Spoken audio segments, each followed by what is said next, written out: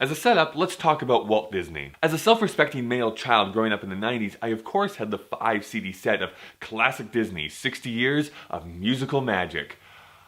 I should put a very fine point on this. I was 14 at the time I bought those. And if I have not made it abundantly clear, I was weird. And I really don't need to put was in that sentence.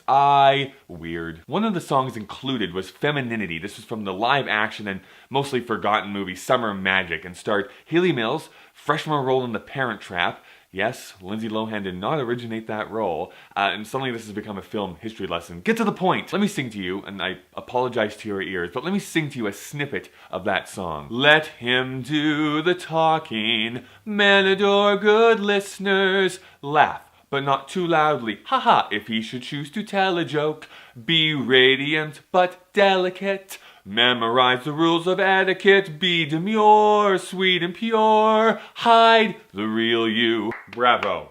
Bravo. Now I realize that the Sherman Brothers, who wrote the song, are winking at the camera. They understand the ridiculousness of what the characters are saying. That doesn't mean, though, that we don't still feel a little bit icky when watching this scene here today. That, or the Quaaludes are starting to take effect. Masculinity and femininity were definitely ideals to be had at one time, but I feel that nowadays those are starting to crumble. It's definitely a lot different than it was in the 1960s. Feminine beauty has absolutely changed over time. Look at classic paintings and you won't notice a whole lot of size zeros. The Renaissance loved curves. Marilyn Monroe was certainly voluptuous, and even though there's a bit of a debate about exactly what size dress she actually wore, we can all agree on one thing: men have absolutely no idea what you're talking about. On the other hand, the male images had this really weird progression. Michelangelo's David, despite the small penis, is this very well-built man, if you're into that sort of thing. However, during the exact same year that Summer Magic was in theaters, a very masculine hero was having his second adventure on screen.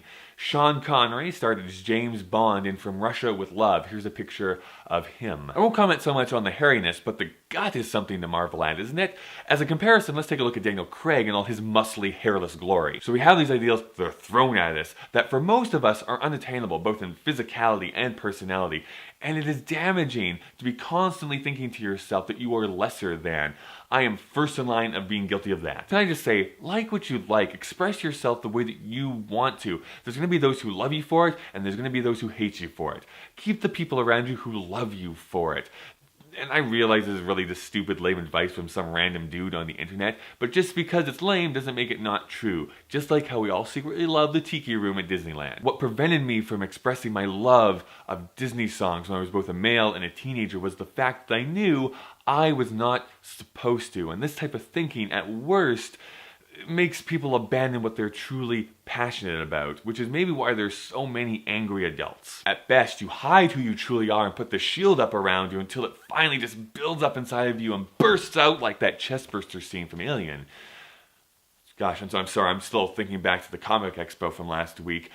By the by, if you ever want to throw down and sing some classic Disney tunes, challenge accepted. What do you think? How has masculinity or femininity affected your life? Let me know down in the comments below.